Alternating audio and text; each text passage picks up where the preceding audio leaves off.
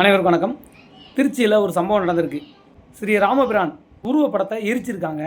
திருவெரும்பூர் ஒன்றியத்தின் நவல்பட்டு ஐயன்புத்தூர் கிராமத்தில் 100 ஆண்டுகளுக்கு மேலாக இந்துக்கள் வாழ்ந்துட்டு வராங்க. அந்த கிராமத்தில் ஸ்ரீராமரோட உருவப்படத்தில் செருப்பு எடுத்து அடித்தும் தீயிட்டு கொளுத்தியும் சில சமூக விரோதிகள் கொடூர செயலை செஞ்சுருக்காங்க.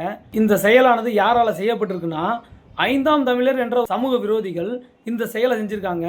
இந்த செயல் சமூக நல்லிணக்கத்தை கெடுக்கிற செயலா இல்லையா? பல கோடி இந்துக்களுடைய மனது புண்புடுன்னு தெரிஞ்சு இப்படி ஒரு செயல் செஞ்சுருக்காங்களே. இந்துக்கள் இதே மாதிரி மாற்று மதத்தினர் கடவுளை நாங்கள் இப்படி செஞ்சால் இந்த இப்போ ஆண்டுகிட்ட அரசு எங்களை என்ன நிலைமைக்கு ஆளாக்குவாங்க தெரியுமா? ஆனால் தைரியமாக இந்துக்கள் அதிகமாக வாழக்கூடிய மாநிலத்தில் இப்படி ஒரு செயலை செஞ்சுட்டு அவன் தைரியமாக சுற்றிட்டு இருக்கானா, அவன் எவ்வளோ பெரிய அயோக்கியனாக இருக்கணும். அவன் மேலே தேசிய பாதுகாப்பு சட்ட நடவடிக்கை எடுக்கணும். ஆனால் இங்கே தமிழகத்தில் அந்த நடவடிக்கை எடுக்க மாட்டாங்க. ஏன்னா இப்போ ஆடுற ஆட்சி பார்த்திங்கன்னா திராவிட ஆட்சி. ஆனால் கிறிஸ்தவ மதம் இருக்குது, இஸ்லாம் மதம், அதுக்கு மட்டும் அவங்க சப்போர்ட் பண்ணுவாங்க. இதுவே ஒரு கிறிஸ்துவ கடவுளவோ இஸ்லாமிய கடவுளவோ இப்படி நாங்கள் செஞ்சுருந்தா எத்தனையோ போராளிகள் பொங்கி எழுந்து வந்திருப்பாங்க. இதுக்கு மட்டும் எவனும் வரமாட்டான், வாயை திறக்க மாட்டான். ஏன்னா இந்துக்கள் உள்ள கேவலமானவன், இழிச்சவன்.